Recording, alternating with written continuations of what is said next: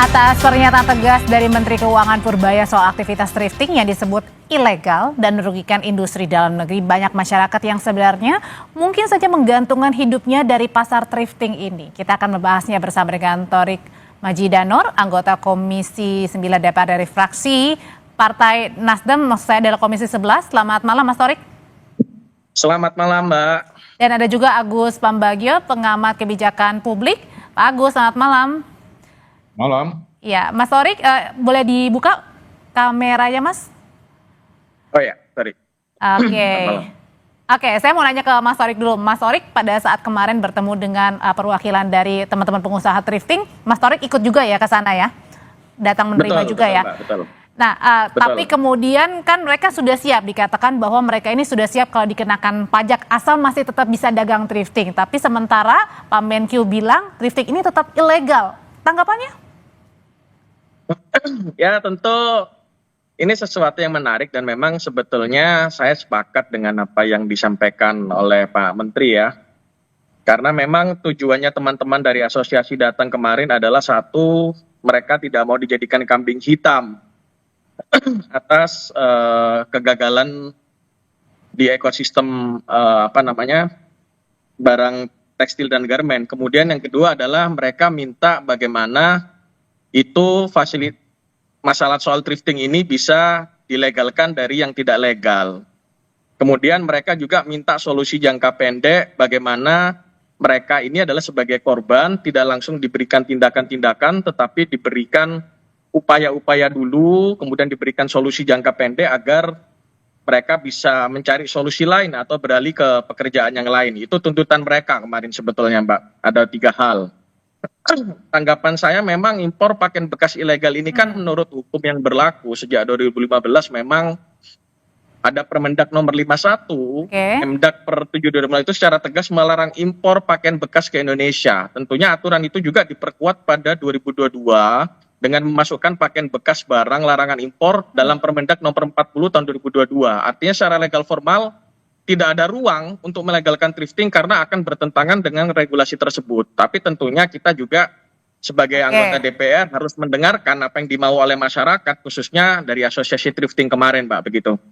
Oke, Pak Agus, ini kan sebenarnya bisnis thrifting ini bukan 1-2 tahun belakangan ya, sudah bertahun-tahun begitu masuk ke Indonesia. Pertanyaannya kenapa sekarang ini menjadi ramai kembali? Kenapa sekarang tidak boleh nih?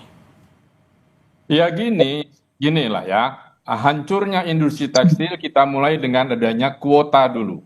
Itu tahun 90-an, 80, 90-an. Industri tekstil kita hancur karena lalu orang memperdagangkan kuota. Dan yang terlibat adalah ya pejabat pemerintah. Tapi itu didiamkan sampai akhirnya industri tekstil mati. Mulai bangun muncullah impor dari Cina. Ya, kemudian muncullah thrifting on and off. Nah, peraturannya sudah ada, tadi sudah disebutkan oleh Mas Thorik, dan itu harus diikuti. Nah, sekarang adalah bagaimana menyelesaikan persoalan-persoalan dari pedagang thrifting ini. Karena memang desain atau biang keroknya itu ada di pemerintah sendiri dan bahkan pejabat. Ya silahkan nanti aparat penegak hukum melakukan penyidikan gitu ya. Karena itu ada perubahan HS, nomor HS dan sebagainya, itu yang harus dicari. Jadi jangan orang kecil pedagangnya. Saya setuju, makanya pikirkan itu. Kalau barang ilegal dilegalkan, ya negara ini semakin tidak jelas. Ya kan, angkutan yang ilegal jadi legal. Jadi buat apa ada aturan? Tapi gimana dengan Pak Agus, bagaimana dengan suara-suara pedagang-pedagang yang sudah mengeluarkan uangnya nih untuk itu yang harus dipikirkan karena itu dia disebabkan oleh para aparat pemerintah dan aparat penegak hukum yang bermain di thrifting. Nah, kalau itu tidak ditertibkan, ya tidak bisa itu. Jadi artinya mereka harus dicari jalan keluarnya, hidupnya seperti apa? Apakah mau thrifting lagi? Kalau peraturannya belum dirubah tidak boleh karena itu ilegal. Tapi kita harus carikan alternatif supaya dia tetap bisa hidup karena mereka korban. Pemainnya itu ada di atas. Ya kita semua tahulah itu. Pemainnya maksudnya adalah apa nih? Bea cukai atau apa, Pak Agus? Ya, saya tidak akan menyebut anggaran, mungkin Mas Tori sudah tahu karena DPR harusnya sudah tahu siapa pemainnya dari awal dulu, ya kan, sampai bisa merubah nomor HS dan sebagainya, itu yang harus dicari. Oke, dari kalau Mas Torik sebenarnya apa sih yang diinginkan oleh masyarakat kemarin pada saat dengar audiensi begitu? Apakah memang yaudahlah ibaratnya meskipun ini ilegal ya sudah tanggung yang sudah ada dulu aja yang sudah tiba di Indonesia dihabiskan atau apa sebenarnya yang mereka pengenkan? Jadi kesimpulannya kemarin yang mereka inginkan adalah begini, Mbak. Terhadap impor kota itu dihentikan, ya kan, memang itu ilegal dan menyalahi aturan. Tetapi beri kami waktu, beri kami ruang, ya kan, agar barang-barang sisa yang masih ada di gudang-gudang kami ini tidak ditindak secara hukum. Tetapi kami masih memiliki waktu untuk menjual atau menghabiskan barang-barang itu sembari mencari solusi atau alternatif jalan keluar lain, misalnya menjual barang-barang produk UMKM lokal dan macam-macam. Mereka ini meminta waktu. Nah, kemudian mereka menyampaikan juga kemarin, kami siap bayar pajak, begini-begini. Tapi kita sudah sama-sama tahu bahwasanya statement Pak Menteri bahwasanya ya kalau barang ilegal mau dilegalkan, katakanlah narkotika pun kalau misalnya itu bayar pajak, apakah itu menjadi legal? Tentu tidak. Lah, tetapi saya merasa ya pedagang ini adalah korban seperti yang disampaikan oleh Pak Pak Agus ya. Oke, tapi kalau gitu Pak Agus tadi. Oke, tapi kalau gitu pertanyaan selanjutnya adalah bagaimana menurut Bapak-bapak sebenarnya larangan thrifting ini memang ilegal. Tapi kalau larangan yang benar-benar sekarang benar-benar strict banget ini karena lebih kemana? Lebih karena tadi melemahnya daya beli terhadap produk-produk lokal UMKM begitu, atau lebih kepada memang mau menyasar kepada pelaku-pelaku yang nakal di pemerintahan? Usai jeda Bapak-bapak akan menjawabnya, tetap bersama kami di Sapa Indonesia Malam. Direktorat Reserse Kriminal Khusus Polda Metro Jaya membongkar praktik perdagangan pakaian bekas impor ilegal. Dari pengungkapan, polisi menyita barang bukti diantaranya 439 bal pakaian bekas dengan nilai barang mencapai 4 miliar rupiah. Ditemukan 23 bal pres yang ada di dalam truk tersebut. Kemudian setelah diinterogasi dari yang bersangkutan diinformasikan bahwa masih ada 2 truk lagi yang akan masuk. Kemudian penyelidik melakukan pengejaran dan kemudian didapatkan 2 truk tersebut berada di area pergudangan PT RPD ya di Kecamatan Padalarang, Bandung Barat. Kita ketahui bersama saat ini juga pemerintah sedang gencar-gencarnya untuk menindak balpres ya yang beredar di Indonesia.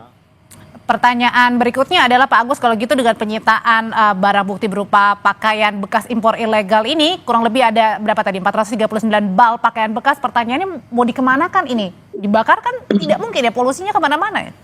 Ya, makanya itu dibahas nanti dengan DPR, dengan Menteri Keuangan, Menteri Perdagangan, ya semua, kemudian ini mau diapakan.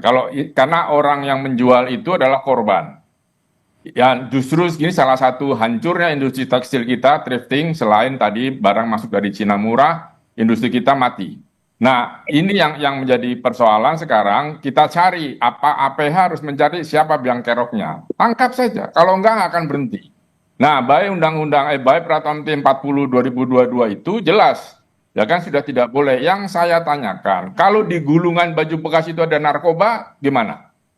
Kan itu sangat mungkin. Permen itu dibuat karena ada masuk di pelabuhan Jakarta dan Surabaya itu isinya dalamnya selain bekas ada narkoba. Nah, atau barang-barang lain yang terlarang. Nah, ini yang harus diselesaikan. Jadi sudah, yang ada sekarang tangkap, kumpulkan, saran saya mudah, cepat, bikin pasar. Semua thrifting, itu baju dicuci dulu, jangan main berjual saja. Uangnya terserah mau diapakan, bicarakan dengan Menteri Keuangan, lalu cari siapa oknumnya. Dan itu selesaikan, karena kalau tidak akan berhenti. Artinya diselesaikan dulu yang sudah ada ya begitu ya, tapi kemudian ditindak ya supaya tidak ada. Kepada ke DPR minta penjelasan buat saya itu harus dibantu, karena mereka hanya pedagang yang jadi korban. Nah, bagaimana caranya? Apakah Menteri Keuangan mau kasih bansos? Saya nggak tahu, tapi yang jelas itu harus diselesaikan dan dia tidak boleh rugi.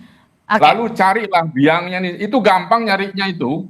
Dia keluar dari bea cukai siapa oknum yang menyuap, siapa ini dari mana, saya aja tahu kok, itu umum. Itu sudah teman-teman tekstil bisa ditanya itu, asosiasinya tahu semua itu. Kebetulan saya sekolah di tekstil, jadi saya paham itu. Oke, Mas Orik, sebenarnya kalau dari lihat di permasalahan yang ada nih dengan bisnis thrifting ini, sebenarnya yang mau disasar oleh Pak Menkyu dan pemerintah ini apanya? Mau menyasar kepada oknum-oknumnya tadi yang nakal sehingga melegalkan dalam tanda kutip bisnis thrifting, atau karena ingin membantu UMKM kita yang lemah nih, yang membuat produk lokal ini kurang diminati oleh warga?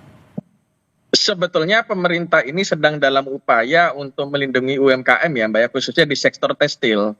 Tapi memang yang jadi biang kerok ini bukan hanya thrifting sebetulnya. Saya juga kurang sependapat kalau thrifting ini dijadikan kambing hitam ya. Karena memang banyak sekali barang-barang baru yang juga harganya lebih mahal, lebih murah daripada barang bekas.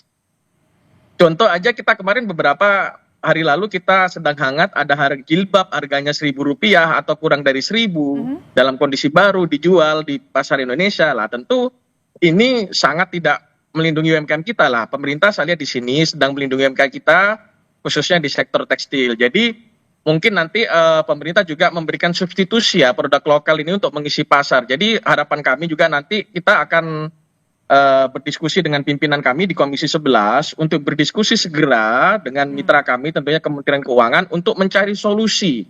Jadi kita tidak hanya menutup karena kasihan mereka-mereka ini. Artinya jangan di-cut langsung tadi, begitu ya, barang-barang yang sudah ada jangan harapannya. Jangan di-cut langsung, iya kan. Ini solusi jangka pendeknya kita tidak hanya sekedar melarang tapi juga menyiapkan solusinya. Bagaimana? Karena kasihan juga mereka ini bukan oknum atau penjahat yang secara langsung mereka ini berjualan, melakukan suap, tidak. Mereka ini membeli barang-barang dari oknum-oknum yang memang sengaja menjual dan menjadikan mereka ini korban. Kenapa? Aturan ini sudah ada dari 2015, Mbak. Kenapa baru sekarang ditindak kan begitu kan? Kemana saja kita 10 tahun ini kan begitu. Nah tentunya kalau kita ini langsung menindak, kasihan mereka. Kita mesti siapkan langkah-langkahnya ini bagaimana kita memberikan pelatihan kepada para pedagang itu atau menyiapkan produk-produk lokal untuk menggantikan keberadaan itu atau memberikan fasilitasi alih usaha, pendampingan. Tentu Kemenkop dan KL-KL yang lain juga harus bersama-sama, tidak langsung dilakukan tindakan seperti ini gitu Mbak. Yang perlu ditindak secara langsung itu adalah importirnya dan oknum-oknum yang melakukan atau menyediakan barang-barang ini dalam kapasitas yang besar. Sudah kita tangkap pesannya. Terima kasih Mas Orik. Pak Agus, terima kasih. Selamat malam. Selamat. Polisi mengungkap tersangka dan motif pembakaran rumah seorang hakim Pengadilan Negeri Medan. Selengkapnya usai jeda.